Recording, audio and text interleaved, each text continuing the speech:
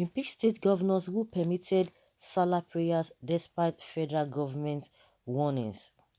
The Muslim rights concern Murik has called for the impeachment of some state governors who went ahead to conduct congregational Salah prayers on Sunday, May 23rd, despite the federal government's warning against such practice.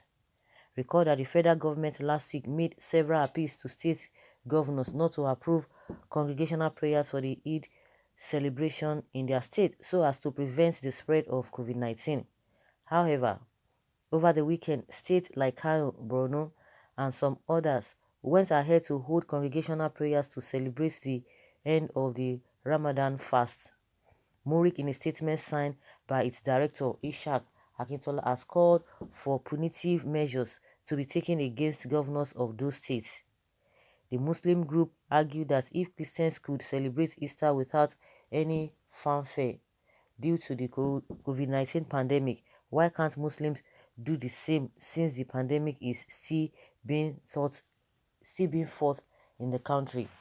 Muri called on state houses of assemblies where the congregational prayers were held to begin impeachment proceedings against the erring governors. We are deeply perturbed by the action of some northern state governors who goaded Muslims in their states to congregate for the Eid Fitri prayer on Sunday 24th May 2020 in spite of directives to the contrary from the federal government, JNI and NSCIA. It is an act of gross irresponsibility. It is a shame that governors can play to the gallery, even when it has to do with human life. This is not Islam, it is articulated religiosity. There must be consequences when people in position of authority gamble with the lives of their citizens. This singular action has put the whole country in danger, and we only have to wait for the next 2 weeks as the virus incubates for us to know the impact of the governor's intransigence. This is how not to worship Allah. Neither is it about the right to celebrate a festival. Murik, as a human rights body, will not defend the indefensible. Islam is a religion of justice. Therefore, we will not bend the rules or change the goal post after the game has already started just because Muslim governors are involved this time around. The fact that we vow to promote Allah-given fundamental human rights of Muslims does not mean that we would look away when Muslims do the wrong thing.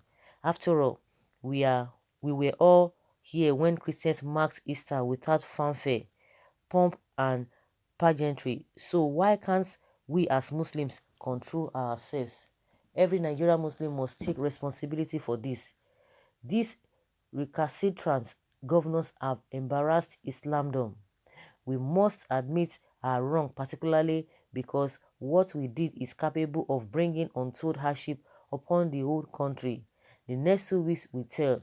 But to start with, we must show remorse and apologize to fellow Nigerians for exposing the country to danger.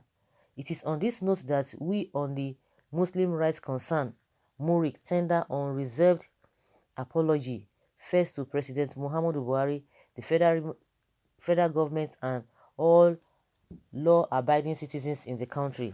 If we have always been quick to confront those who maltreat Muslims, we must not be silent when the Muslims themselves wrongly defy the rest of Nigerians and embark on actions capable of causing mass death among innocent Nigerians.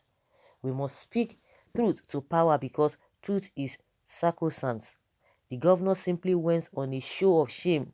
It is disgraceful. It is a huge blunder when the Nigerian Muslims become more Muslim than their Makan counterparts. Why must we assemble for Eid prayer in Nigeria when Muslims in all Arab countries prayed at home? Muslims in Senegal, Gambia, Ghana, and other West African countries prayed at home. President Muhammadu Buhari must not allow these erring governors to go scot-free. They must be sanctioned. Federal governments must speak up. The action of these recalcitrant governors must be condemned in unmistakably strong terms. Thereafter, Mr. President must design suitable punishment that will touch only the office and personality of the governors without necessarily affecting the gullible and misled citizens in the state. Those who fail to take responsibility have no cashew belly for occupying the government house. We have not seen the end of this incident if we have conscious lawmakers in the state assemblies.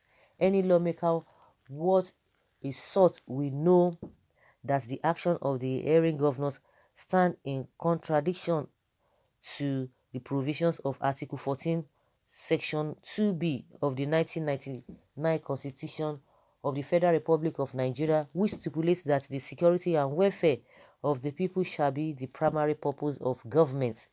In essence, the governors have committed impeachable offenses. We therefore call on the state legislators to do the needful. We do not want governors who do not care about human life. The choice before the governors is this: apologize publicly or resign and pack out of government house. Otherwise, your impeachment is just around the corner. So it is Ishak Akintola that is talking like this. Okay, that's a good one.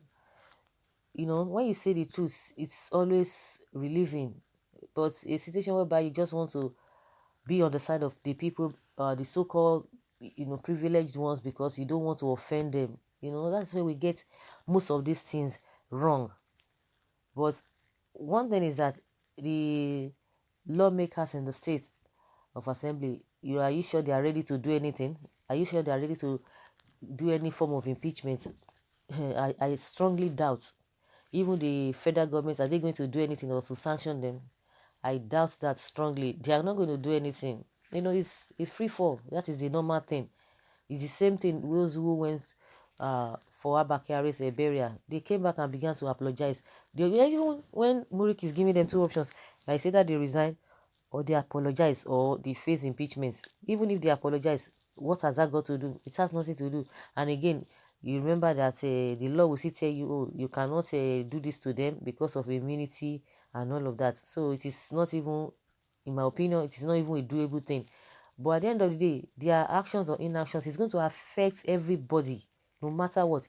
If anything, should anything happen after 2 weeks, just like he said, it's going to affect everybody. And at the end of the day, you will not start seeing them again packing themselves from the north, just the way they are still doing now. They will not be rushing, loading them inside trucks, and be transporting them to the south again. It's good. Like that's why I say it's going to affect everybody. And by so doing, that is when they will not be quoting law. Oh, everyone has the right to move. Everybody has the right to, they have the right to move to any place. You can stay anywhere. But when they are supposed to do the right thing, according to what the constitution that even Morik is quoting for them, that they have to take responsibility of people's lives and properties. They will not look into all those ones. But when the Kasala has busted, they will want to transport themselves to other people, because it is only happening in the north because we have Muslims across the country. In the west, which they still practice a Muslim, majority of them, large numbers of them, they stayed at home. But this impunity happens in the north. But if Kasala bursts, they will start transporting themselves back to the south. When the southerners will now be saying, oh, we don't want you, you just have to stay and follow the directives of the federal government. They will start telling you about what the law says and what the law did not say as per movement. When people whether they are still violating, when they were violating this issue of a lockdown, interstate lockdown, did the president say anything? Did the federal government say anything? They didn't say anything. They just kept quiet. But let anything happen in Cross River or in River State, you start hearing people like Issei Sage coming out to say, oh, some people they are doing or going beyond their boundary. But when it comes to this Amajiri moving from places to places, whether they are Amajiri or whether they are youth or whether they are from other countries or moving to other states in the southern part of the country, nobody will say anything. But when the problem starts, they will want to rub it off on everybody. Those who are in the south, they didn't go. They didn't come out for this their Eid They obeyed by staying at home. A lot of them even testify that they even did it more with consciousness that, oh, they are the one leading the prayer themselves, not somebody leading it, and they got more closer to the prayer and to God. So if if there's anything to go by, just like what Murik has said, that is the right thing, but you think it's going to happen, but that is the right thing. It's good to say the truth, whether they want to accept it or not, whether people want to go ahead and impeach them or whatever, whether they're going to apologize, it is a different ballgame entirely. So guys, let us hear your opinion concerning what Murik has said. Leave your comments and let us learn from you.